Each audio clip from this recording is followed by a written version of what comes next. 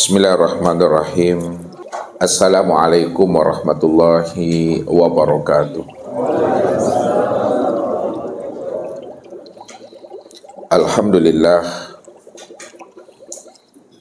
Alhamdulillahilladzi nawwir qulubana binuril ma'rifati wal yakin wa adkhilna ma'al awliya'i wassolihin. Wassalatu wassalamu ala sayyidina Muhammadin nabiyyi sayyidil mursalin wa ala alihi wa sahbihi rasulillahi ajma'in. Faqala Allahu ta'ala fil Qur'anil Karim, a'udzu billahi minasyaitonir rajim, bismillahirrahmanirrahim. Sanurihim ayatina fil afaq wa fi anfusihim hatta yatabayyana lahum annahul haqq. Wa bil ardi ayatul lil mukminin wa fi anfusikum afala tubsirun. Shadaqallahul azim. Bapak Ibu, saudara-saudaraku dan anak-anak kami, Jamaah Tauhid Rabbani dan para muhibbin serta para pencari Tuhan yang dirahmati Allah. Satu kata yang diharapkan Allah kepada seluruh tajalli dirinya, di mana seluruh tajalli dirinya itu bagaimana kita mampu memurnikan keesaan wujud Allah yang tunggal semata-mata pada segala yang ada ini. Itu artinya jangan sampai terpandang, sampai terlihat ada sesuatu selain daripada diri Allah. Maka satu kata yang diharapkan Allah itu kepada seluruh tajalli dirinya itu, inilah yang dikatakan Allah, Qul huwallahu ahad.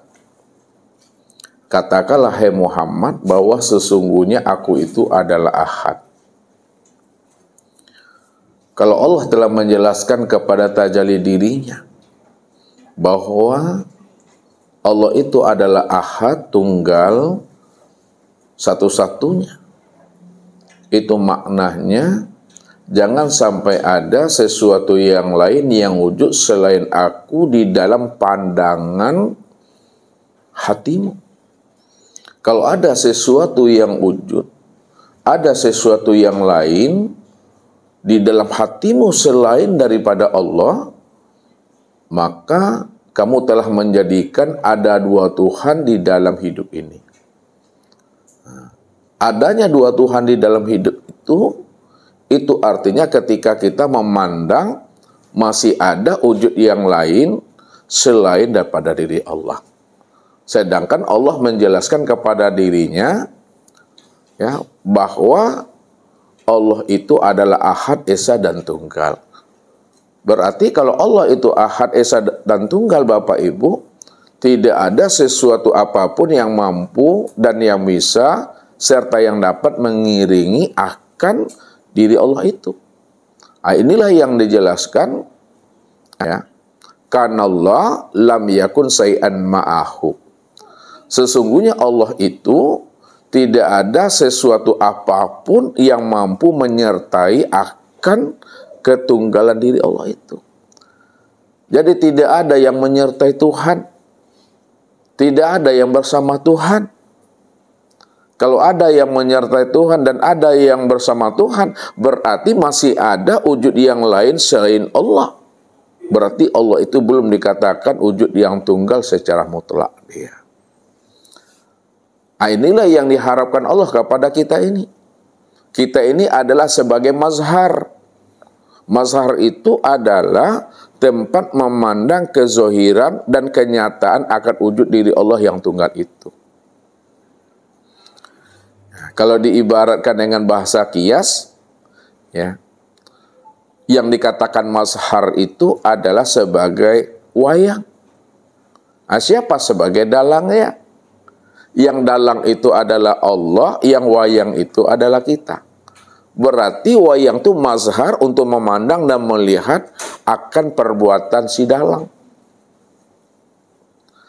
Jadi kalau kita ingin melihat dalang, lihatlah kepada Wayang itulah kenyataan daripada perbuatan dalang.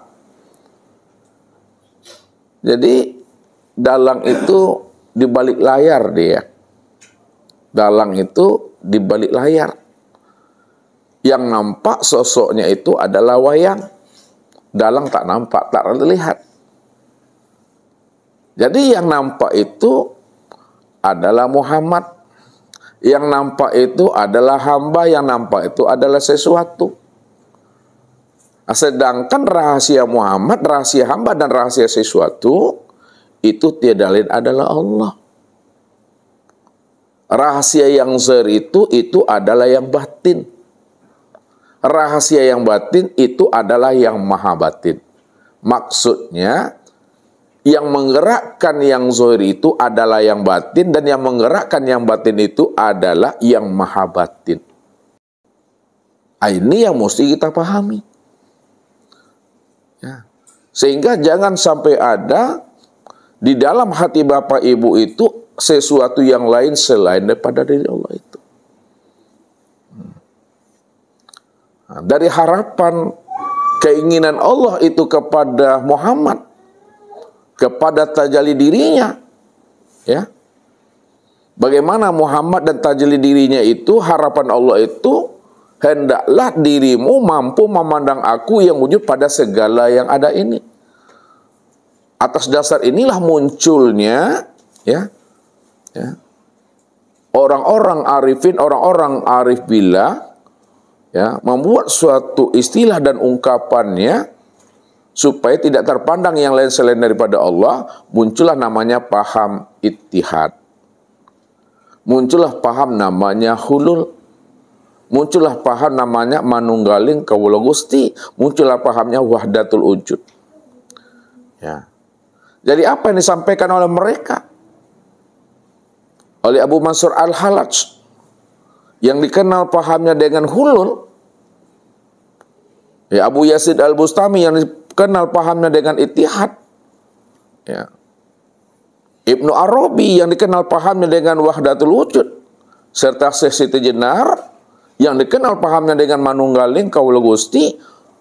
Apa yang mereka katakan, apa yang mereka sampaikan, istilah apa yang mereka utarakan itu sebenarnya, ya, kalau ditujukan kepada Allah memang tidak tepat bahasanya. Apa maknanya daripada hulul itu? Sehingga tidak tepat kalau ditempatkan itu pada Allahnya. Hulul itu, Allah itu nyatu. Allah itu fana lebur ke dalam diri hamba. Itu hulul namanya. Nah, bahasa logikanya Allah mengambil tempat kepada hamba.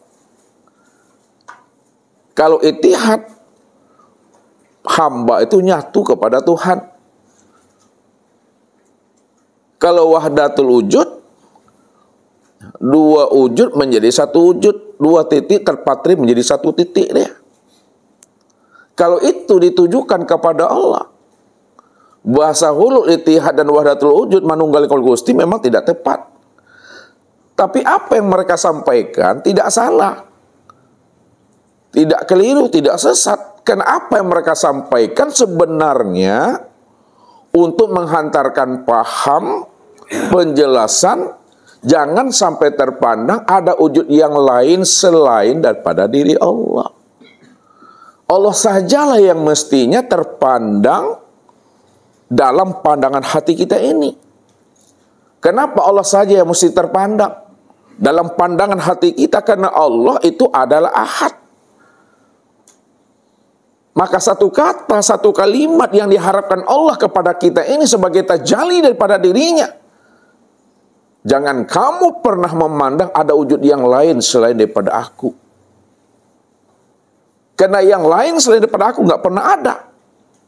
Karena Allah lam yakun syai'an ma'ahu, tidak ada yang mampu menyertai Tuhan. Kenapa tidak ada sesuatu pun yang mampu menyertai Tuhan? Karena sesuatu yang lain selain daripada dirinya nggak pernah ada, Bapak Ibu. Maka apa yang disampaikan oleh orang-orang arifin? Apa yang disampaikan orang-orang ahlul kasyaf?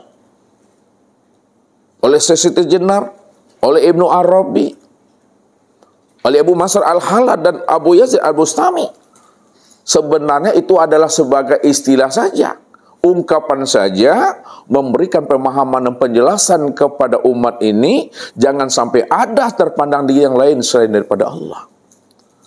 Cuma bagi orang yang belum mengenal, orang yang hatinya belum tembus, memandang wujud keesaan Allah itu secara mutlak, di situ dia selalu mengatakan paham itu adalah sesat, bahkan jatuh kepada kekafiran tadi. Padahal apa yang dituduhkan kepada mereka, apa yang disesatkan kepada mereka, tidaklah seperti apa yang dipahami oleh Abu Mansur Al-Halat, oleh Abu Yazid Al-Bustami, dan oleh Ibnu Arabi. Karena menjelaskan yang hakikat, Bapak Ibu, menjelaskan apa yang ada di dalam dada ini, dijelaskan dengan kata-kata, sulit Bapak Ibu menjelaskannya. Karena sulitnya menjelaskan apa yang ada di dalam hati, apa yang ada yang dialami. Maka disitulah dengan kerendahan hati, dengan ketawadukan kolbunya, ruhaninya, yang telah rindu dan bermahabbah dengan Allah, maka ketika itulah mereka mengeluarkan kalam. Apa kata mereka? Ma yakhruju baina syafatain ilal isyrati wal iktibar. Apa yang keluar dari dua bibir ini, itu sebenarnya kata mereka menunjukkan suatu isyarat dan iktibar saja. Pahami kalam itu dengan kolbu, pahami kalam itu dengan rasa. Kalau kita memahami kalam itu dengan kolbu, dengan rasa, maka apa yang disampaikan mereka, kita mampu memahami makna yang sebenarnya, makna yang ditujunya sebenarnya untuk memberikan pemahaman dan pengertian. Jangan sampai terpandang ada diri yang lain selain daripada diri Allah itu. Tujuan mereka sebenarnya ingin memurnikan Allah, mentauhidkan Allah,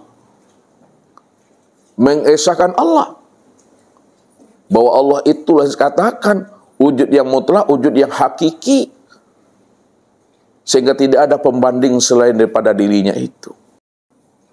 Maka inilah yang dihantarkan oleh Syekh Siti Jenar kepada seorang murid Maulana Malik Ibrahim.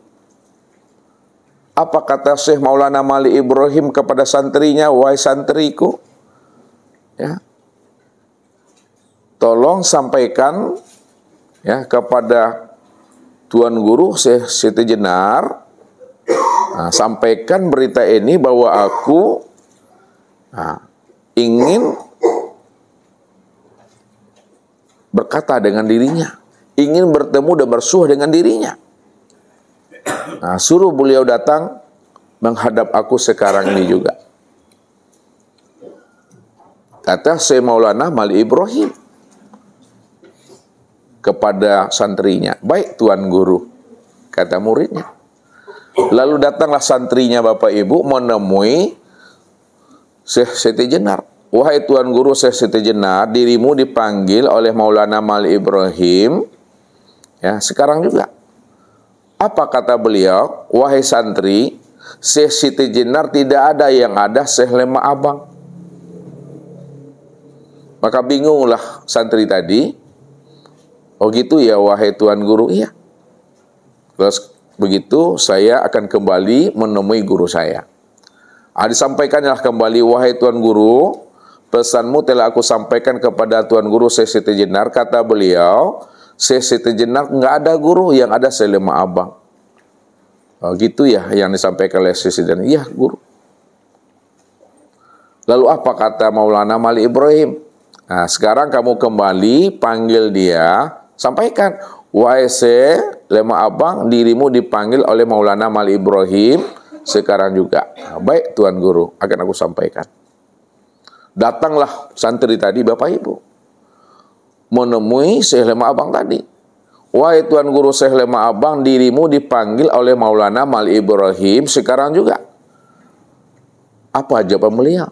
Wahai santri, sesungguhnya Syekh Lema Abang tidak ada, yang ada itu hanya Allah. Nah, apa kata muridnya tadi? Panik angku. Tambah bingung Bapak Ibu. Tadi dibilangnya Siti Jenar nggak ada, yang ada Selema Abang. Dipanggil Selema Abang bilang nggak ada, yang ada tanya Allah. Apa nggak panik santri tadi? Balik dia lagi, jumpai gurunya. Apa kata santri tadi? Wahai Tuan Guru, pesanmu telah aku sampaikan kepada beliau, Selema Abang. Tapi kata beliau guru, Selema Abang tidak ada, yang ada hanya Allah. Nah, bagaimana caranya lagi guru? Nah, sekarang gini kata gurunya. Wahai santri, panggil ketiga-tiganya. Katakan, wahai Tuan Guru Siti Jenar, Selema Abang, dan Allah, dirimu dipanggil sekarang juga oleh Maulana Mali Ibrahim. Baik guru, aku akan sampaikan. Datanglah muridnya tadi, ya, menjumpai Syekh Siti Jenar dan Selema Abang tadi. Apa kata beliau? Wahai Tuan Guru Syekh Siti Jenar, Tuan Guru Syekh Selema Abang, dan Allah, dirimu dipanggil juga oleh Syekh Maulana Mali Ibrahim sekarang juga. Maka barulah terbawa Bapak Ibu, ya. Datanglah beliau menghadap Syekh Maulana Mali Ibrahim. Karena sudah dipanggil ketiga-tiganya. Lalu yang menjadi pertanyaannya, yang menjadi persoalannya bagi diri kita malam hari ini Bapak Ibu, apakah ketika Syekh Siti Jenar, Syekh Selema Abang mengatakan dirinya adalah Allah kepada santri tadi, apakah beliau mengaku kepada santri dirinya Allah dan jadi Allah? Kalaulah beliau tidak mengaku dirinya Allah dan tidak pula mengaku jadi Allah kepada santri, lalu apa maksud yang sebenarnya yang disampaikan oleh beliau? Siti Jenar tidak ada, Selema Abang tidak ada, yang ada hanya Allah. Kalau bukan mengaku Allah dan kalau bukan ingin jadi Allah, apa maksudnya Bapak Ibu? Makanya kalau Bapak Ibu ingin tahu jawabannya, tunggulah pesan-pesan berikut ini. Jadi Bapak Ibu yang dirahmati Allah, ya. Jadi satu kata yang diharapkan Allah kepada seluruh tajalli dirinya itu, bagaimana Bapak Ibu mampu memurnikan keesaan Allah, bahwa Allah lah yang esa pada segala yang wujud. Ya, satu kata yang dimaksudkan Allah itu kepada tajalli dirinya, itulah yang dikatakan Qul huwallahu ahad. Nah, katakanlah hai Muhammad, bahwa sesungguhnya aku itu adalah ahad. Ya. Jadi Allah menjelaskan kepada Muhammad sebagai tajalli dirinya tadi, bahwa sesungguhnya Allah itu adalah Esa. Ahad itu adalah Esa. Esa itu maksudnya tunggal. Tunggal itu maksudnya tiada berbilang, itu maksudnya hanya dia satu-satunya. Hanya dia satu-satunya itu maksudnya tiada diri yang lain selain dirinya. Nah, tiada diri yang lain selain daripada dirinya itu maksudnya hanya dia, ya, yang wujud semata-mata. Nah, yang wujud semata-mata itu maksudnya dialah yang mutlak. Nah, dia yang katakan wujud yang mutlak itu. Ini yang diharapkan Allah, satu kalimat kepada kita, murnikanlah keesaan Allah itu, bahwa Allah lah yang tunggal pada segala yang wujud. Allah lah yang ada dari segala sesuatu ini. Jangan sampai terpandang, jangan sampai terlihat ada diri yang lain selain daripada dirinya. Kalau ada terpandang, ada terlihat diri yang lain selain Allah dalam pandangan hati Bapak Ibu, yang mampu memberi mudarat, yang mampu memberi bekas, yang memberikan manfaat, berarti telah ada dua Tuhan dalam pandangan hati Bapak Ibu. Kenapa ada dua Tuhan dalam pandangan hati Bapak Ibu? Karena Bapak Ibu masih memandang ada wujud yang lain selain Allah yang mampu memberikan mudarat dan manfaat itu. Ya. Oleh karena itu, kita murnikan Allah. Pandang Allah di atas segala-galanya. Letakkan Allah itu di atas segala-galanya. Sebelum peristiwa, setelah peristiwa, bersama peristiwa, dan meliputi peristiwa. Inilah yang diungkapkan oleh orang-orang arifin, oleh orang-orang arif billah, ya, Khulafaur Rasyidin. Apa kata Abu Bakar As-Siddiq? Ma ra'aitu sayyi'an illa wa ra'aitullahu qablahu. Tidaklah aku melihat sesuatu peristiwa yang terjadi pada diriku dan di luar diriku, ya Rasul. Melainkan hatiku ini, ya Rasul, mampu memandang Allahnya sebelum peristiwa dan kejadian itu. Apa maknanya? Karena 50.000 tahun sebelum terjadinya alam, 50.000 tahun sebelum terjadinya langit dan bumi ini, hatinya telah mampu memandang Allah sebelum 50.000 tahun peristiwa dan kejadian itu terjadi pada dirinya. Lalu kasabnya Abu Bakar ini disempurnakan oleh kasabnya Umar bin Khattab. Apa kata beliau? Ma ra'aitu sayyi'an illa wa ra'aitullahu ba'dahu. Ya Rasul, tidaklah aku melihat suatu peristiwa dan kejadian, ya Rasul, pada diriku dan di luar diriku. Hatiku ini mampu memandang Allahnya sebelum peristiwa dan setelah peristiwa. Jadi sebelum peristiwa dan setelah peristiwa, hatinya juga mampu memandang Allah. Bahwa apa yang terjadi pada dirinya, di luar dirinya, tidak ada kebetulan, Bapak Ibu. Allah membuat sesuatu itu penuh dengan kematangan, penuh dengan kesempurnaan. Allah membuat sesuatu itu tidak pernah main-main. Semuanya sempurna dan matang. Allah tetapkan dan Allah tentukan itu. Begitu pandangan Umar bin Khattab itu. Lalu pandangan Abu Bakar dan Umar ini disempurnakan oleh Utsman bin Affan. Apa ungkapan beliau? Ma ra'aitu sayyi'an illa wa ra'aitullahu ma'ahu. Ya Rasul, tidaklah aku melihat suatu peristiwa dan kejadian, ya Rasul, pada diriku dan di luar diriku. Sebelum peristiwa, setelah peristiwa, dan bersamaan peristiwa, hatiku mampu memandang Allahnya di atas segala-galanya. Maka disitulah rahasianya Nabi bukakan kepada kita ini. La tataharakun zarrah ila bisnillah. Tidak bergerak benda sebesar zarah. Tidak terjadi suatu peristiwa dan kejadian pada diri kita, di luar diri kita. Kepada orang-orang kita cinta dan kita sayangi, semuanya itu terjadi bi qudratillah wal iradatillah. Berarti tidak ada yang kebetulan, Bapak Ibu. Siapa yang mengatakan kebetulan hidup ini, sakit kebetulan, hidup kebetulan dan mati kebetulan, berarti tidak batuan ala namu. Tidak bertuhan. Masih terpandang juga yang lain. Sedangkan Allah sudah mengatakan, kul kulu min indillah ma indakum yanfadu wa ma indallahi baqi. Inna lillahi wa inna ilaihi rajiun.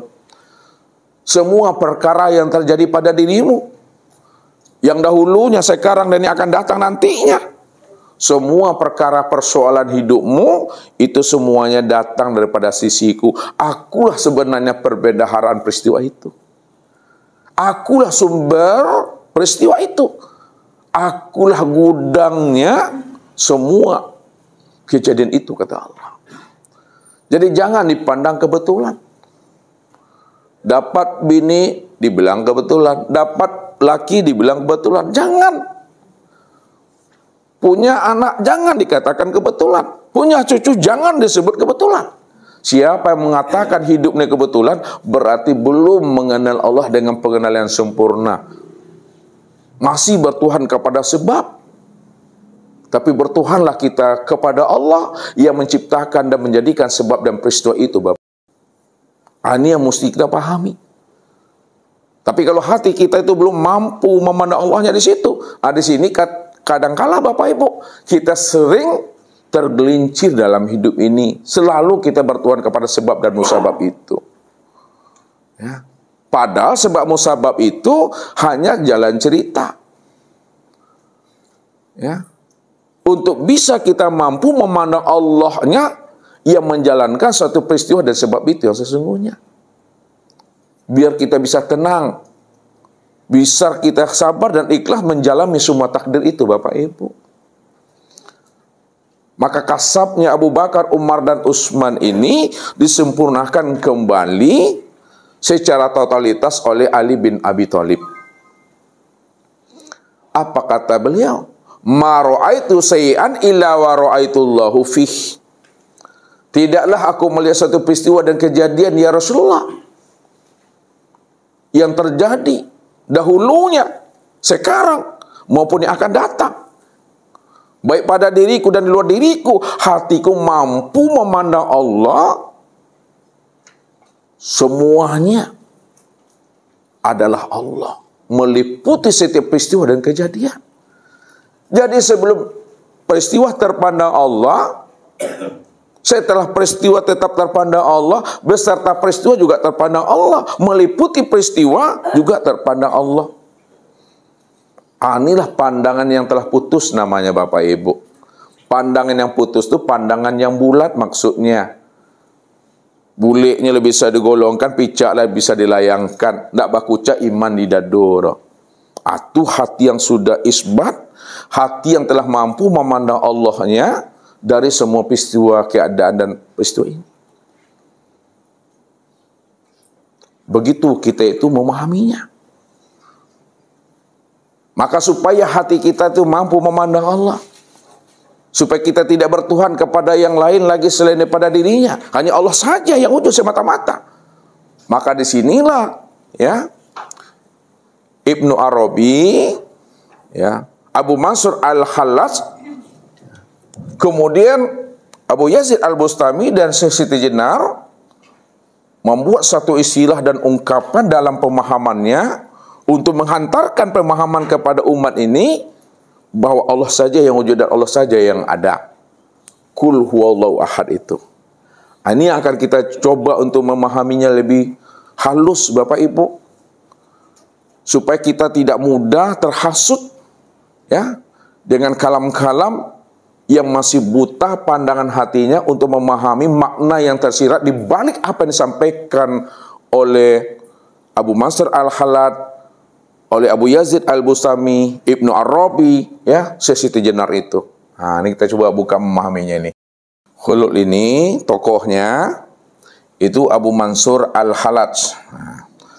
Abu Mansur Al-Hallaj. Nah, kemudian Ittihad. Nah, itu tokohnya Abu Yazid Al-Bustami. Kemudian Wahdatul Wujud. Nah, itu tokohnya Ibnu Arabi. Nah, kemudian Manunggaling Kaula Gusti. Nah, Kaula Gusti. Itu tokohnya adalah Syekh Siti Jenar. Jadi hulul, ittihad, wahdatul wujud, manunggaling Kaula Gusti, payah aku nyebutnya. Terpatah-patah lidahku. Ya. Apa yang mereka sampaikan kepada umat itu sebenarnya untuk menghantarkan pemahaman bahwa jangan sampai terpandang yang lain, jangan sampai terlihat wujud yang lain selain Allah sajalah yang dipandang dan dilihat itu. Karena itulah pesannya Allah, satu kalimat yang Allah hantarkan kepada kita ini, Kul huwallahu ahad. Katakan hai Muhammad bahwa aku itu Allah, wujudku adalah tunggal, esa, tiada berbilang, hanya satu-satunya. Jangan sampai terpandang yang lain selain daripada aku. Jadi inilah ungkapan mereka. Ini isi hati mereka dituangkan dalam bentuk kata-kata. ketika dituangkan isi hatinya dalam bentuk kata-kata, maka disinilah sulitnya menjelaskannya. Apa yang disampaikan, apa yang dimaksudkannya yang sesungguhnya. Sehingga mereka memberikan suatu landasan. Apa landasannya? Apa ungkapannya? Apa pernyataannya? Ma yakhruju baina syafatain ilal isyarati wal iktibar. Apa yang keluar dari dua bibir ini hanyalah menunjukkan satu isyarat dan iktibar saja. Pahami makna yang sebenarnya di balik kata-kata itu. Jangan hanya memahaminya secara rasio dan logika tanpa mengambil dengan rasa dan paham kolbu. Ya. Suatu contoh Bapak Ibu. Ya. Sebelum kita masuk ke dalam hal ini, ya, contoh fana saja Bapak Ibu, fana. Ya. Fana itu kan maknanya lebur. Ya. Kalaulah fana itu kita jelaskan melalui kata-kata, ya, atau melalui contoh, sebenarnya untuk mengantarkan faham. Maka dituangkannya dalam bentuk contoh, ya. Nah, lihat, ini baskom. Nah, gini baskom tuh Pak dibuatnya. Ya, jadi karena Ustadz yang buat, ya inilah baskom nih namanya nih. Ini baskom nih, ini ya baskom. Ya, batu kasawal di ladang kayak. Ya, baskom. Nah. Diisi air. Nah, diisi air Bapak Ibu. Lalu setelah diisi air, masukkan batu es ke dalamnya. Batu es. Setelah dimasukkan batu es ke dalamnya, tunggu 1 jam. Ya, maka es ini larut dan lebur ke dalam air. Nah, setelah batu es itu larut, lebur ke dalam air tadi, pertanyaannya, mana yang batu es, mana yang air? Sulit Bapak Ibu untuk menjelaskannya. Maksud fana itu, apakah seperti contoh yang dibuatnya ini? Tidak Bapak Ibu. Ini hanyalah suatu isyarat dan iktibar yang mesti kita pahami dengan rasa. Kalau ini yang diberikan contoh yang sebenarnya tentang Allah, tentu tidak tepat Bapak Ibu. Ya, Allah, ini Allah. Ya. Nah, fana dia kepada hamba, kayak batu es nih. Hamba panah pula ke dalam Allah itu. Allah lebur, sirnah, lenyap ke dalam diri hamba. Hamba, sirnah, lebur pula ke dalam diri Allah. Kalau seperti ini yang dipahami makna fana, iya keliru sangi itu Bapak Ibu. Keliru sangi itu. Jadi apa yang dia buat, apa yang dicontohkannya, bukanlah seperti yang kita pahami. Kayaknya Allah lebur menyatu dengan hamba. Hamba menyatu pula dengan Allah. Bukan seperti itu.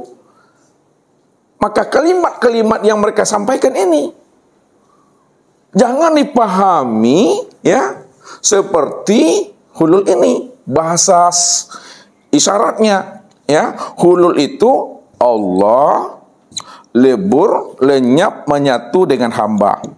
Tulul namanya. Kalau itihad, hamba ya, menyatu dengan Allah. Wahdatul wujud, dua wujud menjadi satu wujud.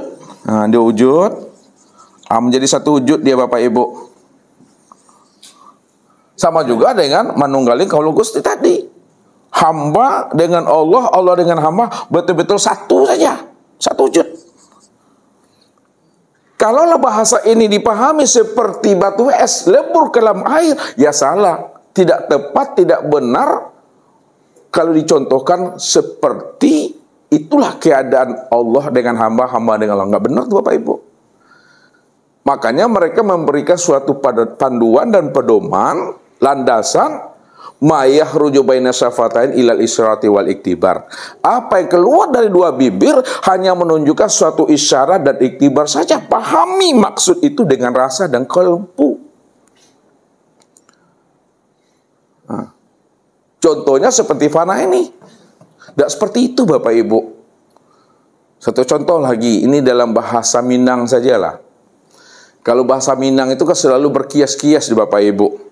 Kalau bahasa Minang berkias dia bahasa bersayap, lalu Bapak Ibu pahami dengan secara rasio dan akal, ya, nanti menyimpang makna yang sebenarnya. Nah, contohnya apa? Ya, kata pepatah Minang, ya, duduk surang, basampi-sampi, duduk basamo, balapang-lapang. Benar nggak ungkapan itu secara rasio dan akal? Duduk sendiri, duduk surang, ya, basampi-sampi, sempit-sempit aku, itu maksudnya, duduk bersama, berlapang-lapang. Benar nggak ungkapan itu secara logika dan rasio Bapak Ibu? Salah kan? Yang benarnya kayak mana, Daniel? Kalau memang benar secara rasionya. Duduk sendiri berlapang-lapang. Duduk sendiri berlapang-lapang, duduk bersama-sama. Secara rasio kan begitu Bapak Ibu. Duduk sendiri itu yang berlapang. Duduk bersama kayak ini bersempit kita. Tapi bahasa kiasnya, apa yang disampaikan oleh orang Minang tadi, benar itu. Kita saja yang salah memahaminya. Kita memahaminya secara rasio dan logika. Tidak memahaminya secara rasa tadi. Padahal yang dihantarkan oleh beliau itu makna yang sebenarnya. Apa makna yang sebenarnya daripada duduk bersama, berlapang-lapang, duduk sendiri bersempit-sempit? Nah, lihat. Kalau duduk sendiri bersempit-sempit Bapak Ibu, kalau kita ada problem, ada masalah kita, ya, sendiri kita, ya, bersempit-sempit tidak dapat jalan keluarnya. Yang ingat paling-paling tiang gantungan, jembatan leton, atau tidak dapat jalan keluarnya itu. Sempit akal pikirnya, buntu jalan keluarnya. Ingatnya baik gon aja tuh. Ya. Duduk bersama berlapang-lapang, ada masalah, ada problem. Banyak kawan memberikan solusi, saran, masukan. Banyak jalan. Itu yang dikatakan duduk bersama itu berlapang-lapang. Duduk sendiri itu bersempit-sempit. Akan terbalik dengan rasionya Daniel tadi itu kan. Begitu mesti memahaminya. Apalagi bahasa hulul ittihad wahdatul wujud itu memahami dengan rasa Bapak Ibu. Nggak bisa dipahami dengan logika dan rasio. Ini Allah, ini hamba, Allah nyatu dengan hamba. Mana benar kayak gitu? Ya, Allah batin, hamba ini makhluk. Alam, tak mungkin pula Allah nyatu dengan alam. Tak mungkin pula lah alam nyatu dengan Allah. Tak mungkin pula ada Allah dengan alam menyatu, dia satu wujud dia. Bukan seperti itu yang dimaksud oleh beliau. Apa yang diungkapkan oleh mereka sebenarnya untuk memberikan keterangan, memberikan penjelasan dan menghantarkan paham, jangan sampai terpandang di dalam hati kita ini sesuatu yang lain selain Allah. Allah sajalah yang mesti dipandang, karena Allah cuma yang wujud semata-mata. Jadi tidak terpandang yang lain lagi selain daripada Tuhan. Ini yang Ustadz coba memberikan contoh dan pertanyaan sama Bapak Ibu. Walaupun contoh dan pertanyaan ini udah sering itu. Bagi yang udah sering hadir tuh udah sering contohnya ini. Contoh, ya. Ini Ustaz contohkan ke Rani dulu lah. Rani tahu namanya kacang padi? Kacang padi itu kacang apa sebenarnya tuh? Oh, kacang hijau, bukan kacang miang ya. Kacang hijau kenanya hijau. Kacang padi kenanya gadang-gadang padi. Sekarang Rani dibelinya kacang padi tadi itu seperempat kilo ya. Seperempat kilo dimasukkan ke dalam wadah cambung nih, yang seperempat kilo nih.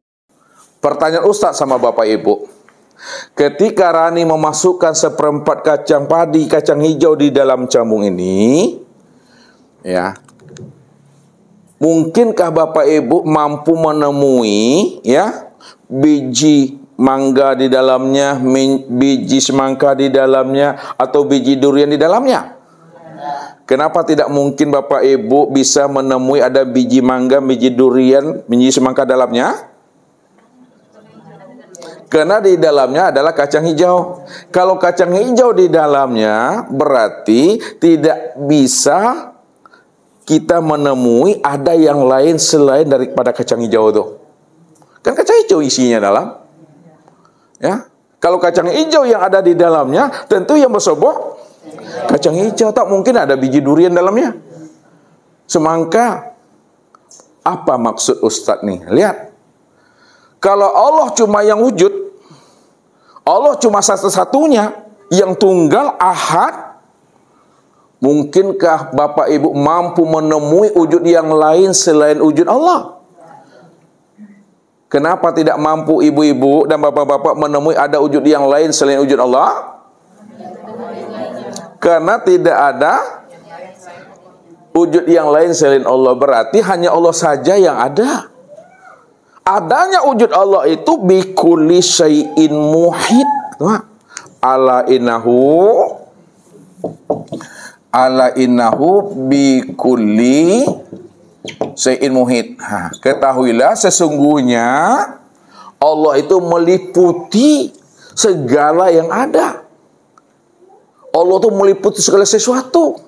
Sesuatu itu untuk menghantarkan paham bahwa dialah yang meliputi segala sesuatu itu. Nggak ada yang lain lagi selain daripada dirinya. Kalau tidak ada yang lain selain daripada dirinya, berarti dialah yang wujud dan yang nyata pada segala yang ada itu. Itulah maksudnya tadi. Apa yang disampaikan oleh mereka itu untuk menghantarkan paham. Jangan sampai terpandang ada diri yang lain selain daripada diri Allah itu. Kalau terpandang ada diri yang lain selain daripada diri Allah, ada dua Tuhan di situ. Ada dua wujud di situ. Ini yang disebut pandangan yang sudah ahad. Pandangan yang sudah muwahhid, pandangan yang sudah putus, memandang Allah di atas segala-galanya. Sehingga tidak ada lagi yang menyertai Tuhan. Mungkinkah ada yang lain menyertai Tuhan? Tidak mungkin. Kenapa tidak mungkin? Karena yang lain tidak pernah ada, yang ada hanya Allah saja. Ini makna yang sebenarnya. Supaya pandangan kita itu pandangan yang putus, pandangan yang kasar. Jangan kita sampai berdosa gara-gara masih memandang ada wujud yang lain selain pada diri Allah itu. Kalau terpandang wujud yang lain selain daripada diri Allah, maka itu yang disebut namanya dengan awaba itu. Awaba. Ya. Awaba itu masih ada diri yang lain selain diri Allah itu awaba, namanya dosa itu. Ini yang disebut namanya syirik. Wujuduka zanbun, adanya pengakuan dirimu yang merasa ada selain daripada Allah, situlah dosa awaba itu. Syirik itu yang sebenar-benarnya Bapak Ibu. Maka hendaklah kita tadi selalu kita fanakan, kita karamkan akan diri kita ini. Kalau kita dah karamkan diri kita, ini yang Ustaz maksud. Hidup dalam kematian, mati di dalam kehidupan. Apa maknanya hidup dalam kematian? Bapak Ibu hidup, tapi hidupnya Bapak Ibu itu dalam kematian, itulah diri yang la haula wala quwata illa billah itu. Tidak ada kesadaran diri lagi di situ yang merasa wujud dan bersifat. Itu yang katakan hidup dalam kematian. Bahasa Nabi, mutu qabla anta mutu. Kata Allah apa? Bila engkau adalah engkau, maka engkau tak kenal aku.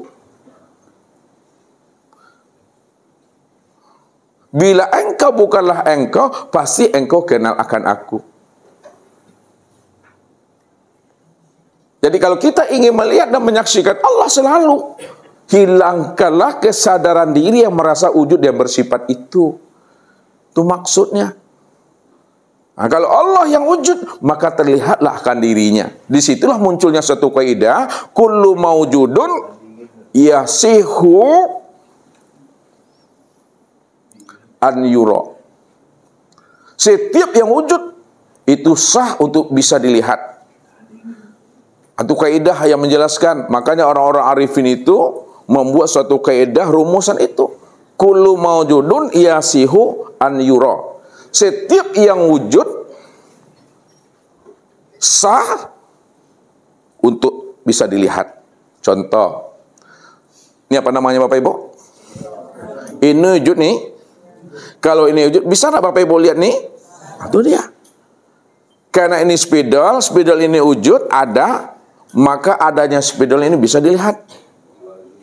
Kalaulah spidol ini wujud, ya, ada, namun tidak terpandang oleh seseorang, padahal dia wujud di muka dia, tak terpandang oleh seseorang, apa namanya itu, Bu Lia? Itu yang mutusannya itu. Allah wujud, Allah tunggal, dia semata-mata. Dialah segala yang ada dan segala yang ada. Itulah wujud nyata dirinya. Lalu ada juga yang tak mampu memandang akan wujud nyatanya dirinya. Apa namanya itu, Pak Andre? Itu yang mutusannya itu. Makanya orang-orang arif billah seperti Abu Mansur Al-Hal ini menghantarkan pemahaman bahwa pandangan itu betul-betul pandangan yang ahad itu. Pandangannya wujudiyah, pandangannya wujud, hanya Allah saja yang terpandang, tidak ada yang lain selain daripada dirinya itu. Ini yang kita lepas daripada dosa itu. Maka latihlah hati kita ini untuk menafikan sesuatu selain daripada Allah. Sehingga yang terpandang itu Allah sajalah pada diri dan di luar diri. Bagaimana cara memfanakan diri kita ini sehingga yang terpandang itu hanya Allah. Yang terpandang itu hanya ahad itu saja. Disinilah kita disuruh memfanakan diri. Fanakan diri. Bagaimana cara memfanakan diri? Ya, kata Nabi, ya, man arafa nafsahu bil fana'i faqad arafa rabbahu bil baqa'i. Man arafa nafsahu bil mauti faqad arafa nafsahu bil hayati. Siapa yang kenal, lihat, man arafa nafsahu bil fana'i faqad arafa rabbahu bil baqa'i. Man arafa nafsahu bil mauti faqad arafa rabbahu bil hayati. Siapa yang mengenal dirinya itu fana, maka disitulah dia mengenal Tuhan itulah yang baqa. Siapa yang mengenal dirinya bahwa dirinya itu mati, maka disitulah dia mengenal bahwa Tuhannya itulah yang hidup. Jadi bagaimana cara memfanakannya? Tilik di dalam hati selalu, ditilik ke dalam. Yang diri Bapak Ibu itu ada tubuh, ada hati, ada ruh, dan ada sir. Ya, jadi caranya fanahkan tubuh pada hati. Apa arti fana itu, Bapak Ibu? Lenyapkan. Bahasa lainnya apa lagi? Hilangkan, lenyapkan, hapuskan, hancurkan, karamkan, matikan, sirnahkan, luluh lantakkan. Tidak fana luluh lantakkan. Hancurkan, karamkan, ya, tubuhmu pada hati. Maka nyatalah, tampaklah hati itu yang berbuat. Itu maksudnya. Fanahkan, hancurkan, hapuskan hatimu pada ruh, maka tampaklah ruh itu yang berbuat. Fanahkan, hapuskan, hancurkan ruhmu pada sir, maka tampaklah sir yang berbuat. Ini namanya fana. Fanahkan sir ke dalam zat, maka tampaklah zat yang berbuat. Sesungguhnya, kalaulah pandangan hati Bapak Ibu sudah terpandang kepada zat, ya, sebagai wujud yang hakiki, wujud yang mutlak, maka apa yang diperbuat oleh anggota tubuh ini, memandang, mendengar, berkata, mengetahui, berkuasa, berkehendak dan hidup, berjalan, bergerak dan diam, itu sebenarnya nyatanya perbuatan zat. Dia. Wallahu khalaqakum wa ma ta'malun. Nih. Wallahu khalaqakum wa ma ta'malun. Allah lah yang menciptakan kamu dan apa-apa yang kamu perbuat. Jadi apa yang kita perbuat, itulah nyatanya perbuatan zat yang bernama Allah itu. Jadi sebesar zarah, tidak ada perbuatan dan kelakuan kita di situ. Ma indakum yanfadu. Apa yang ada di sisimu itu nggak pernah ada. Ma khalallahu fahuwal batil. Apa selain daripada Allah itu batil, nggak pernah ada. Kosong, nggak pernah ada itu. Nah, jadi jangan diadakan selain daripada Allah. Allah sajalah yang ada di dalam hati kita ini. Pandangan inilah yang disebut namanya pandangan yang sudah muwahhid itu. Pandangan yang sudah ahad. Inilah maksudnya apa yang disampaikan oleh Abu Mansur Al-Halad tadi, Abu Yazid Al-Bustami, Ibnu Arabi dan Syekh Jenar itu untuk memandang zat ini, Bapak Ibu. Sehingga hapus yang lain. Wujud dan nyatalah Allah itu. Ma khalallahu fahuwa batil. Selain daripada Allah enggak pernah ada. Kalau ada yang lain selain Allah, berarti sudah ada dua Tuhan di situ. Maka ini yang mesti dikaramkan batin kita selalu. Supaya kita apa? Selamat dunianya, selamat pula akhiratnya kita tadi itu. Nah, jadi kalau sudah terpandang Allahnya, hidup kita sudah menjadi rahmatan fil alamin dan lil alamin. Nah, itu dia. Rahmatan fil alamin dan rahmatan lil alamin. Karena sudah terpandang Allahnya di situ, Bapak Ibu. Inilah yang dimaksud oleh Siti Jenar tadi terhadap santrinya Maulana Mali Ibrahim itu. Ya. Jadi apa yang dikatakan oleh Siti Jenar, apa yang dikatakan oleh Syekh Lemah Abang kepada santrinya Maulana Mali Ibrahim, bukan dia mengaku kepada murid tadi Allah. Bukan dia ingin menjadi Allah. Enggak pernah. Tak ada kalimat itu menghantarkan pemahaman dia mengaku Allah dan dia jadi Allah. Kalimat yang dikeluarkan oleh Siti Jenar, Lemah Abang, ya, Siti Jenar tidak ada, Lemah Abang tidak ada, yang ada hanya Allah. Bukan dia mengaku Allah, bukan dia ingin jadi Allah. Apa yang disampaikannya itu memberikan pemahaman kepada santri tadi, wahai santri, pahami oleh dirimu bahwa Siti Jenar, Lemah Abang, dirimu nggak pernah ada, yang ada itu hanya Allah. Kalau Allah yang ada, lalu siapa di santri itu? Siapa diri Siti Jenar itu? Siapa diri Lemah Abang itu? Itulah yang dikatakan mazhar. Ini yang disebut namanya mazhar. Mazhar itulah kenyataan untuk memandang wujud nyatanya rupa akal diri Allah itu yang sebenar-benarnya. Ya. Atau cermin saja, atau bayang-bayang saja untuk melihat nyatanya akan rupa diri Allah. Jadi rupanya banyak, wajahnya banyak, bentuknya banyak, namun dirinya tetap ahad. Nah, sekarang Ustaz mau minta contoh kepada Pak Haji Zainuddin. Ini alam itu, Hah? alam. Bagaimana alam tuh? Sesuai dengan kata Pak Ustaz, pandangan itu nampak yang banyak. Ya bagaimana contohnya coba? Ini alam ini. Bagaimana alamnya? Alam ini itu banyak nih. Sesuatu itu banyak. Yang ada cuma satu, Allah. Contoh konkretnya yang gimana? Biar jelas bahwa ibu-ibu nih. Ya lihat.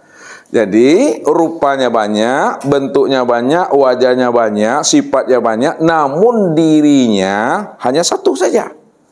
Ini contoh yang sudah sering Ustaz sampaikan sama Bapak Ibu tuh kan. Contohnya ya, kapas. Kapas ini adalah sebagai zat. Lihat kapas ini sebagai zat nih. Zat dan dirinya.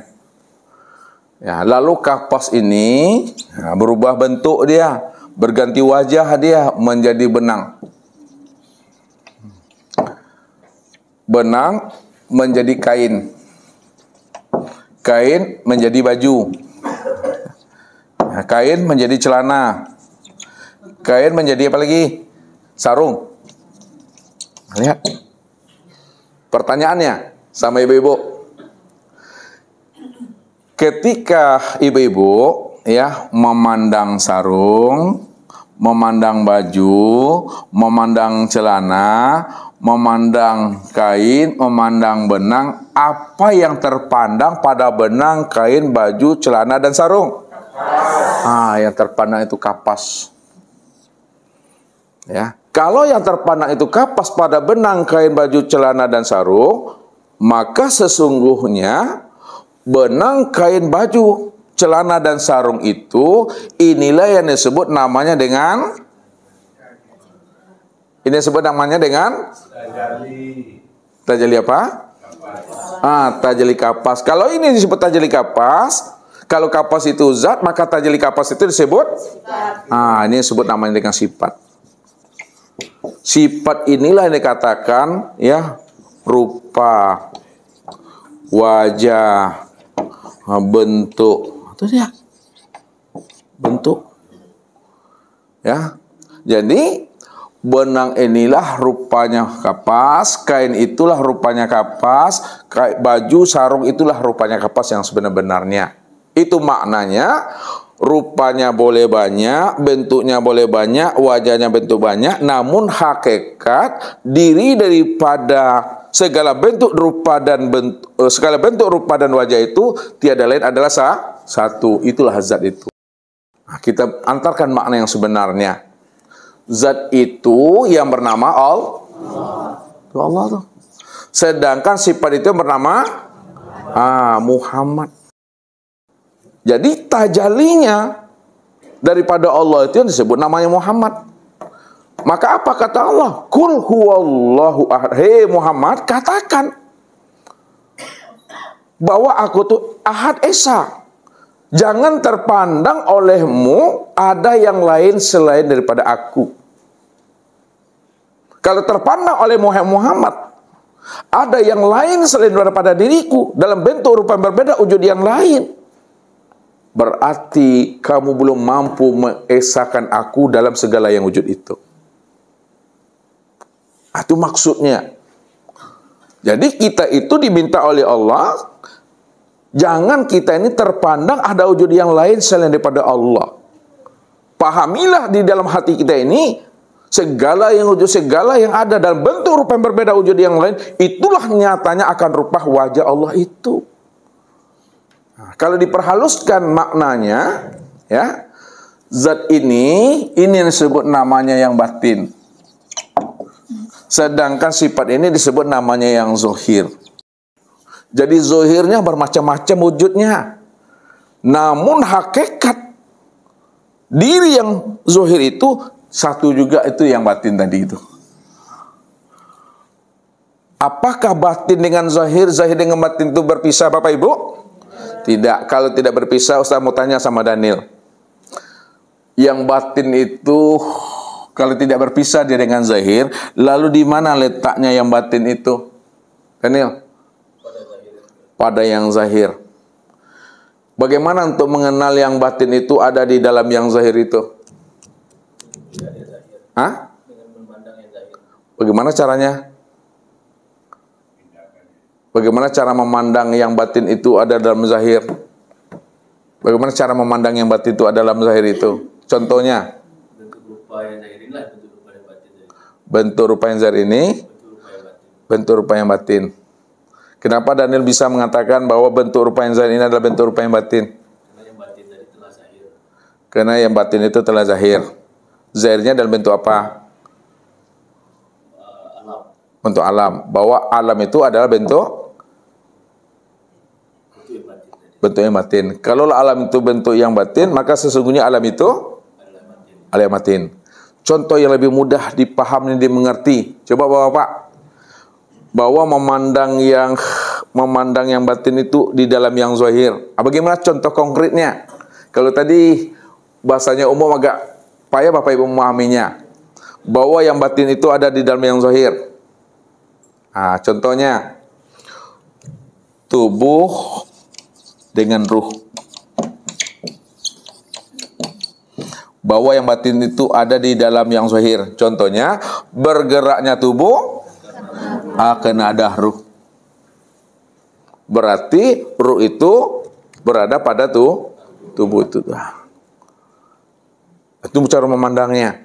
Kalau memahaminya, ya, untuk melihat yang batin, buka yang zahir itu.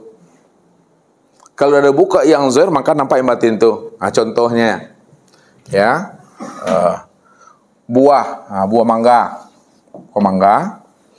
ya, bahwa isi itu ada di dalam kulit. Isi ada di dalam kulit. Untuk melihat isi, buka kulit.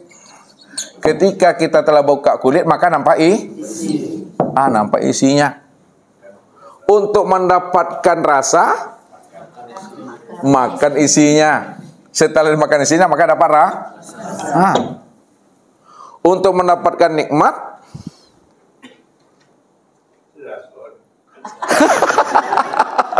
untuk mendapatkan nikmat, rasakanlah. Ya, rasa itu pada lisan kita. Disitulah kita bisa mendapatkan nikmat. Berarti nikmat itu adanya di mana? Nikmat itu ada pada rasa, rasa itu pada apa? Pada isi. Isi itu di dalam kulit itu. Kemana arah makna yang sebenarnya ini? Nah, lihat. Arah yang sebenarnya tadi, yang kulit inilah yang disebut nama dengan syariat. Itu maksudnya tuh. Isi itu disebut namanya tarikat. Rasa itu disebut namanya hakikat. Nikmat itu disebut ma'rifat itu. Maka pandangan kita, ya, mesti sampai kepada pandangan yang ahad itu. Kalau ibarat buah, mesti sampai dia kepada nikmat itu. Kalau ibarat ilmu, mesti sampai dia kepada ma'rifat. Makanya ilmu ma'rifat itu ilmu yang tertinggi. Tidak ada lagi ilmu yang tertinggi selain ma'rifat itu. Jadi ilmu ma'rifat itu bukan kata-kata ma'rifat. Ya, bukan katanya ma'rifat. Ma'rifat itu letaknya pada hati. Hati yang telah bersinar. Hati yang telah tembus. Hati yang telah mampu memandang Allah, bahwa Allah lah segala yang ada, dan segala yang ada itulah wujud nyatanya rupakan diri Allah itu. Ya. Sehingga tidak lagi terpandang yang lain selain daripada Allah. Mana mungkin ada yang lain selain Allah? Maka jangan disandingkan Allah dengan sesuatu yang tidak pernah ada. Jangan dibanding-bandingkan Allah dengan yang tidak pernah ada. Karena yang lain nggak pernah ada, Allah saja yang ada. Kalau Allah yang ada, yang lain tidak pernah ada, itu artinya tidak ada pembanding bagi diri Allah itu. Itulah maknanya laisa kamitslihi syai'un itu. Jangan diserupakan Allah dengan sesuatu yang tidak pernah ada. Mungkinkah Bapak Ibu bisa menyerupakan Allah dengan yang tidak pernah ada? Enggak. Kalau Allah cuma yang ada, yang tunggal itu maksudnya. Jadi sudah nyata Allah itu, sudah ahad Allah itu, sudah jelas. Kalau sudah nyata Allah itu sudah ahad, sudah tunggal Bapak Ibu. Disitulah Nabi pesan kala lisanahu itu. Ini penguncinya. Man arafallah kala lisanahu. Siapa yang telah mengenal Allah, Allah itu betul-betul ahad. Tidak ada yang lain selain daripada dirinya. Tidak ada yang wujud selain daripada dirinya. Dia yang awal, akhir, zahir dan batin. Kala lisanahu. Keluh lidah. Apa maksudnya itu, Daniel? Apa? Tidak dapat lagi mengatakan Allah. Apa maksud tidak dapat lagi mengatakan Allah itu? Memang dia semata-mata. Yang memandang dia, yang dipandang juga dia. Ya, itu dia. Nggak ada lagi, memang dia semuanya itu Bapak Ibu. Sudah jelas itu Bapak Ibu memandangnya itu. Ini yang diajarkan oleh orang-orang arifin tadi, yang disampaikan oleh Abu Mansur Al-Halat, yang disampaikan oleh Abu Yazid Al-Bustami, ya, oleh Ibnu Arabi. Bahkan diuraikan lagi, dirincikan lagi pemahamannya, supaya terpandang Allah di atas segala-galanya. Maka jalannya itu ada berapa Pak Haji? Supaya terpandang Allah saja lagi, di samping paham wahdatul wujud, Paham hulul dan itihad manunggalikul Gusti, di samping untuk mampu memandang Allah di atas segala-galanya, nggak ada yang lain selain hanya Allah, maka untuk mengenalnya itu ada beberapa jalan. Untuk memandang Tuhan, untuk melihat Tuhan, Allah saja yang ada. Maka jalannya itu yang pertama mengenali asal usul diri. Ya. Mengenal asal usul diri. Tujuan kita mengenal asal usul diri itu supaya Allah saja yang terpandang. Itu maksudnya tuh. Apa bedanya dengan hulul? Apa bedanya dengan itihad? Apa bedanya dengan wahdatul wujud? Sama. Cuma cara penyampaiannya itu saja Bapak Ibu yang berbeda. Hakikat maksud sebenarnya apa yang dikaji, apa yang disampaikan itu supaya terpandang Allah. Karena inilah satu kata yang diharapkan Allah kepada kita. Jangan sampai terpandang yang lain selain daripada aku. Itu maksudnya mengenali asal usul diri. Yang kedua, matikan diri. Apa tujuan matikan diri, Daniel? Tujuan mematikan diri apa? Yang jelas-jelas ngomongnya. Tadi udah jelas-jelas ngomongnya, jangan dikaburkan. Nanti payah Ibu Liah pulang nanti itu. Apa tujuan mematikan diri? Bantu Epa, bantu Rahmi, bantu Dewi. Ada Dewi? Bu Wi lah kalau tidak ada Dewi. Bantu Bu Wi. Apa tujuan mematikan diri Bu Wi? Supaya apa? Supaya tidak ada yang lain selain Allah. Dipertegas Rani. Apa tujuan Rani mematikan diri? Supaya nampak Pak Jeb. Bantu lagi Erna. Paning aku Bantu lagi Bu Susi. Tujuan Bu Susi mematikan diri, menghilangkan keakuan sama aku. Apalagi Bu Lia, hanya Allah yang hidup. Apalagi itu Gina, maksudnya pertajam kalamnya.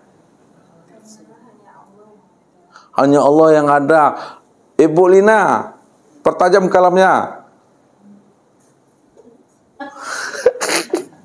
Ustaz minta semuanya. Pak Abdul, tujuan mematikan diri. Hanya Allah saja yang wujud. Hanya Allah saja yang wujud. Pertegas lagi. Siapa namanya ini? Hanya Allah semata-matanya Allah. Pak Azwar, apa tujuan mematikan diri? Sama dengan Bu Lia tuh. Nggak boleh ambil Bu Lia tuh. Pak Yos, bantu. Sama juga tuh. Pak, halo Pak Ganteng. Jauh pandang tuh. Bantu Pak Ip. Kenapa Pak Ip mematikan diri? Apa tujuannya? Karena Allahnya yang ada. Allah jangan Bapak. Hanya Allah yang ada. Pak Andre. Pak Rifai. Itu tujuan mematikan diri. Pak Ji, janganlah yo. Mengatakan bahwa diri kita tidak ada yang ada, hanya Allah. Pak An. Hanya Allah yang ada, Ustaz. Halo Pak Ganteng. Nih. Pak. Pak Pesal. Terpanah aku. Pak Pesal. Pak Endra. Menyatakan hanya Allah yang hidup. Halo Pak ini ya. Ya Pak Ganteng ya. Hanya Allah yang hidup. Hanya Allah yang. Pak Naim terakhir. Penutup. Semata-mata Allah yang ada. Semata-mata Allah yang ada. Lihat kan banyak bahasanya kan. Tapi bahasa yang Ustaz minta dari semua bahasa yang Ustaz utarakan tadi, tujuan kita mematikan diri supaya yang terlihat itu hanya Allah. Tujuan kita mengenali asal usul diri supaya yang terlihat itu hanya Allah. Ini yang dihantarkan dengan paham hulul, itihad, wahdatul wujud itu supaya yang terlihat itu hanya Allah saja. Cuma untuk mengutarakan isi dalam ini dengan bahasa kata-kata sulit Bapak Ibu. Makanya mayakhruju baina syafatain ilal isyrati wal iktibar. Kemudian yang ketiga, ya, dengan cara memfanakan diri. Apa tujuannya memfanakan diri di dalam diri? supaya yang terlihat hanya Allah. Dengan keempat, mengenali apa tujuan kita mengenali sifat wujud, sama, basar, kalam, ilmu, kuda, iradah, dan hayat itu? Supaya yang terpandang itu hanya Allah saja. Kemudian yang terakhir, nur. Apa tujuan kita mengenali awal mula terciptanya sesuatu itu adalah nur? Untuk memandang Allah saja itu. Ini bahasanya Bapak Ibu. Jadi bagi orang-orang yang masih zulumat, orang-orang yang hatinya masih terhijab, belum mengenal akan wujud kezahiran Allah itu, di sinilah dia selalu mengkafirkan, mensirik-sirikan itu, menyesat-nyesatkan. Ini yang berbahaya Bapak Ibu. Karena kedangkalan ilmu, kurangnya pemahaman tentang pengenalan diri kepada Allah, sehingga orang dihakimi. Sampai-sampai apa kata Syekh Junaid terhadap pemerintahan yang melakukan hukuman pancung terhadap Abu Mansur Al-Halaj. Apa kata Syekh Junaid? Sekiranya aku hidup di masa Abu Mansur Al-Halaj, maka aku sendiri yang akan melarang jangan sampai pemerintahan itu melakukan hukuman terhadap Abu Mansur Al-Halaj itu. Kenapa beliau melarang? Karena beliau paham maksud yang sebenarnya, apa yang diutarakan oleh Mansur Al-Halaj dengan halal, dengan hulul, ittihad, wahdatul wujud, dan manunggalikul wujud itu. Jadi apa yang mereka sampaikan itu untuk menghantarkan pemahaman hanya Allah sajalah yang mesti dipandang, jangan sampai ada yang lain selain pada Tuhan itu. Cuma orang-orang yang tidak mengerti, cepat kali, pagi kali lah menuduh-nuduh orang itu. Di sinilah Rasul arif dan bijaksana dalam mengungkapkan rahasia setiap ilmu ini. Apa kata Rasul kepada kita? Man kasura ilmuhu qala inkaru. Barang siapa yang banyak ilmunya, dalam wawasannya, dia telah mendapatkan ilmu laduni, dia telah mendapatkan ilmu hikmah, sedikit kemungkinan untuk dia membantah. Bahkan tidak pernah sama sekali dia akan membantah. Apalagi mensesat-sesatkan, apalagi mengkafir-kafirkan. Kalau dia telah mendapatkan ilmu hikmah, ilmu laduni, wawasannya dalam, ilmunya luas, maka tidak ada bagi dirinya untuk menyesat-nyesatkan orang itu. Tapi sebaliknya apa kata Rasul? Man qala ilmuhu kasurat tiraduhu.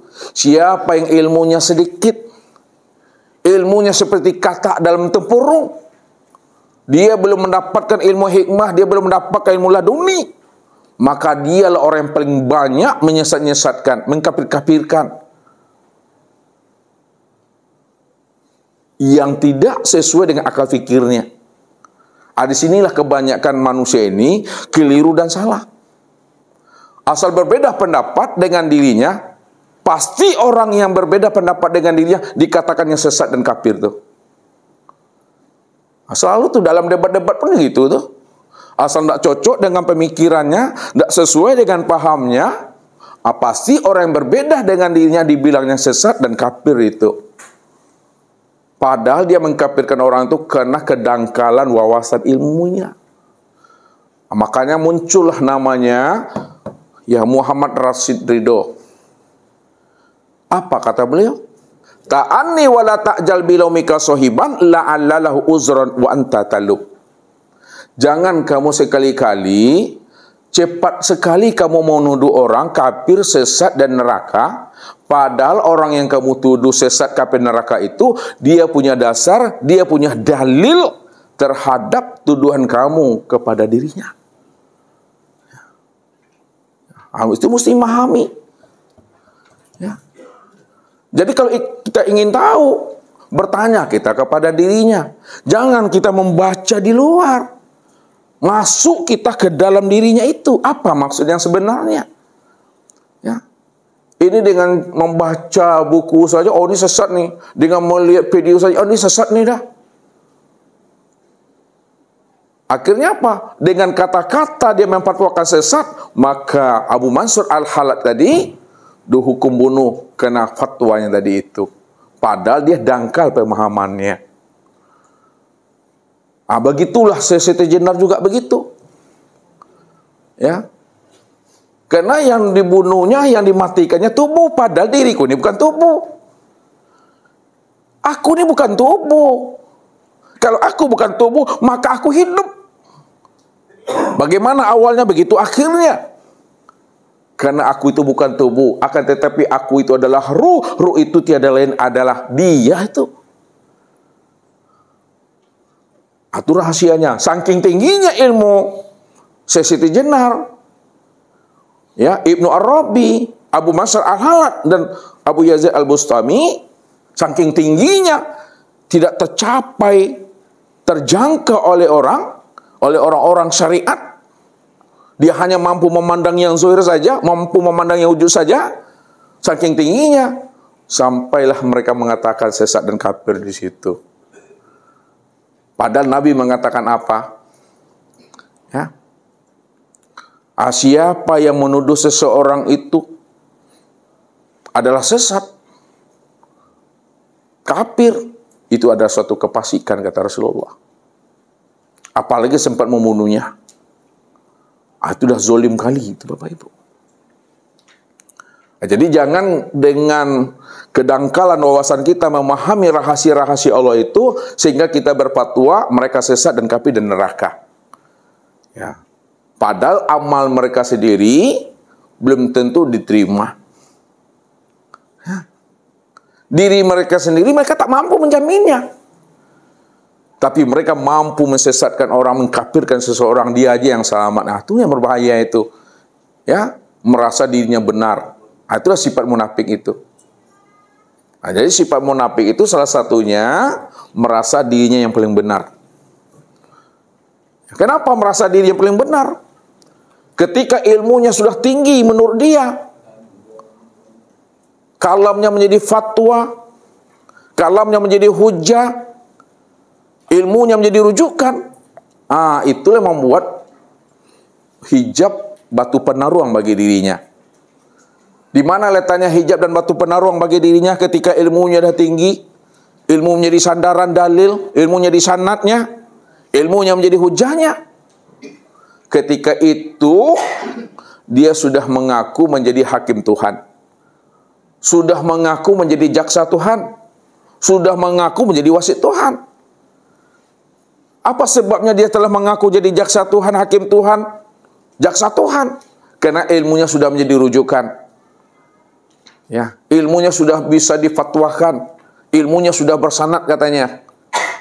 Disitulah dia merasa menjadi hakim Tuhan, jaksa Tuhan, dan wasit Tuhan. Kalau tidak sesuai dengan ilmunya, kafir, sesat, dan neraka itu. Padahal orang yang dikafirkannya itu adalah orang yang bermahabbah kepada Allah. Orang yang disesatkannya itu adalah orang yang tidak berjarak dengan Allah. Orang yang kafirkannya itu orang yang hatinya benar-benar sudah berkekalan dengan Tuhannya. Inilah berbahaya itu. Inilah pesannya Allah kepada kita.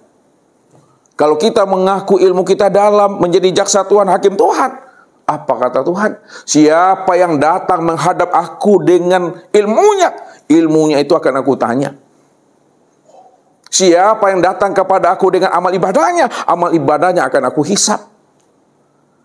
Dan siapa yang datang kepada aku dengan ma'rifatnya, juga ma'rifatnya akan aku tanya. Benar tak dia mengenal aku? Atau sebatas ucapan kata-kata saja?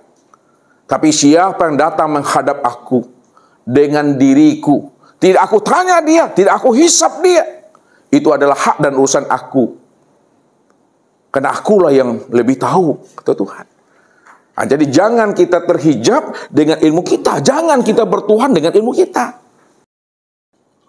Karena Allah senantiasa selalu menurunkan rahmat, karunia-Nya kepada orang-orang yang Dia pilih, Bapak Ibu. Jadi ilmu yang diberikan Allah itu hanya sebatas yang diberitahu. Lebih banyak lagi ilmu yang belum diberitahu oleh Allah kepada dirinya. Oleh karena itu, jangan kita merasa lebih dari yang lain. Jangan kita merasa paham. Lebih benar kita daripada yang lain. Ini mesti pahami. Jadi jangan kita merasa tinggi dan merasa lebih itu. Ini yang dikatakan oleh Ibnu Athaillah itu. Idza fataha laka wijhatan fala tuballi ma'aka in qala amaluk. Apabila Allah sudah mengetuk hatimu dengan ma'rifat, Allah dah bukakan rahasia hatimu tentang Allah, tentang dirinya, maka tidak mengapa kalau amal-amal sunatmu itu masih sedikit. Tidak mengapa itu. Apabila Allah telah membukakan hatimu dengan rahasia-rahasia dirinya itu. Tidak mengapa kalau amal kita masih kurang, masih sedikit. Sebab apa? Ketika Allah membukakan rahasia dirinya kepada diri kita, Bapak Ibu, itu sangat bernilai dari ibadah yang kita lakukan sebagai bentuk penyerahan diri kita kepada Allah. Kalau yang ibadah yang kita lakukan ini sebagai penyembahan, sebagai bentuk penyerahan kita kepada Allah, maka lebih bernilai lagi lah orang-orang yang Allah berikan ke dalam hatinya itu ilmu ma'rifat tadi. Dibandingkan banyak amal ibadah tapi belum bermakrifat kepada Allah. Maka disinilah dikatakan oleh Rasul, tafakkaru sya'a khairum min ibadati sab'ina sana. Bertafakkurnya kamu sesaat tentang Allah, menilik kamu ke dalam diri tentang Allah. Siapa Allah, siapa diriku? Kalau Allah itu wujud nyata dan zahir, mana wujud nyata dan zahir itu? Karena setiap yang wujud bisa dilihat. Kalau Allah bisa dilihat, lalu tak mampu kita melihatnya, kamu belum mampu mengenalnya dengan pengenalan sempurnanya. Ini yang kita pahami tadi. Sehingga tidak ada lagi yang terpandang dan tertili, itu hanya Allah saja. Ya. Disitulah rahasianya. Ya. Bertafakur sesaat itu lebih baik daripada ibadah 70 tahun lamanya tapi tidak mengenal Tuhan. Nah, apa maksud Ustadz? Kita lakukan sholat sunat selama 70 tahun lamanya, namun kita tidak mengenal Allah. Lebih baik walaupun kita tidak melakukan amal sunat 70 tahun, lebih baik lagi sesaat waktu yang kita gunakan untuk mengenal Tuhan itu lebih baik daripada ibadah 70 tahun tapi tidak mengenal Tuhan. Ini yang ditekankan oleh Ibnu Athaillah itu. Iza fataha wajhaka min ta'aruf fala tuballi ma'aka in qala amaluk.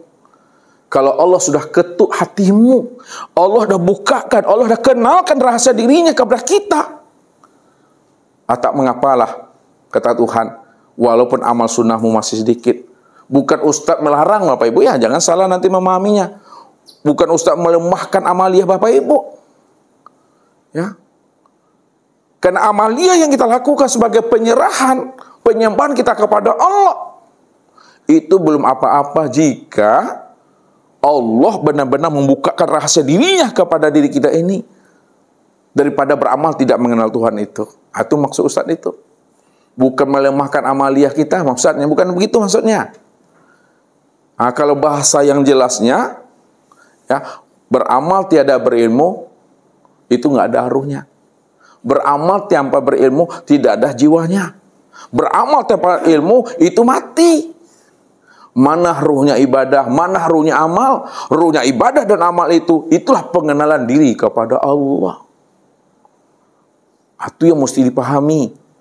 Sehingga tidak ada yang mesti kita sombongkan, tidak ada yang mesti kita ujubkan, apalagi beramal dalam rangka menuntut-nuntut Tuhan. Ya. Kalau kita beramal menuntut-nuntut Allah, apa kata Allah?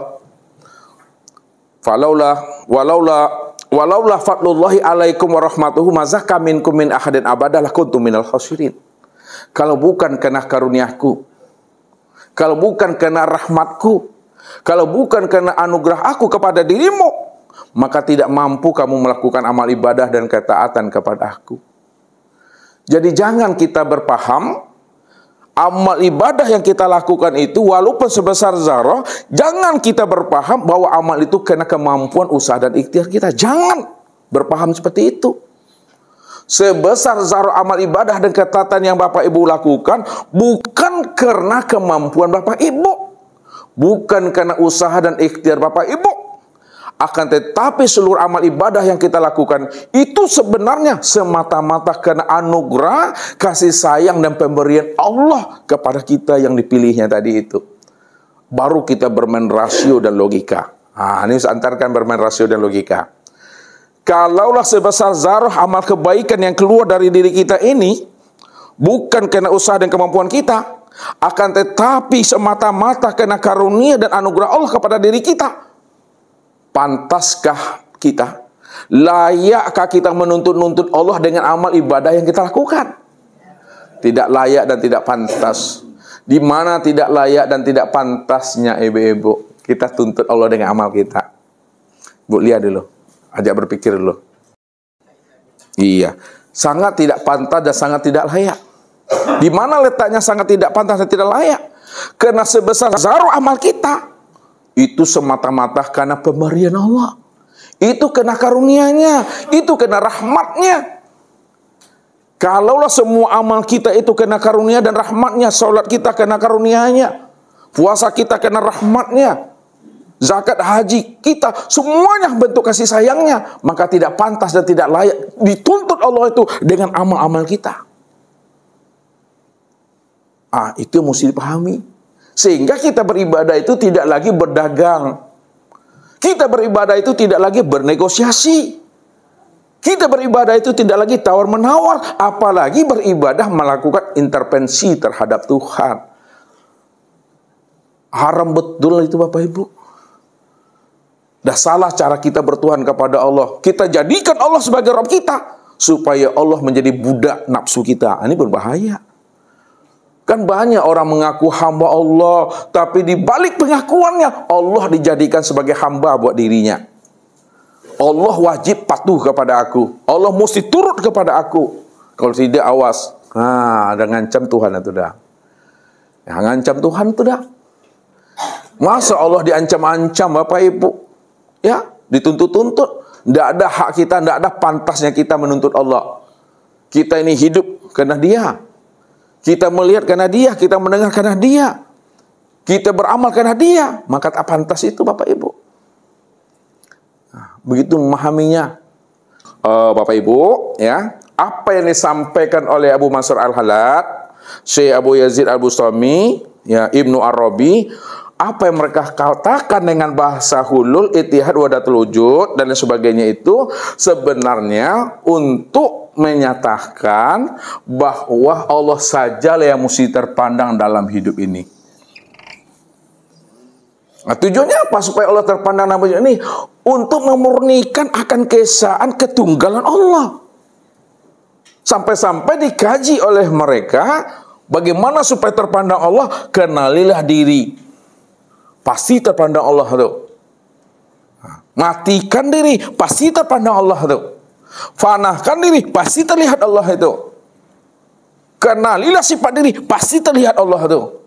Kenalilah nur, awal mula kejadian itu, pasti terpandang Allah di situ. Karena Allah yang ahad dan tunggal itu Bapak Ibu, dah panik aku Itu saja Bapak Ibu yang dirahmati Allah. Mudah-mudahan Allah berikan kita pemahaman dan anugerah, sehingga dengan pemahaman anugerah itu kita mampu memahami akan amal dan sejati diri. Hanya Allah lah sebenar-benarnya. Qul huwallahu ahad. Billahi taufiq wal hidayah. Wassalamualaikum warahmatullahi wabarakatuh.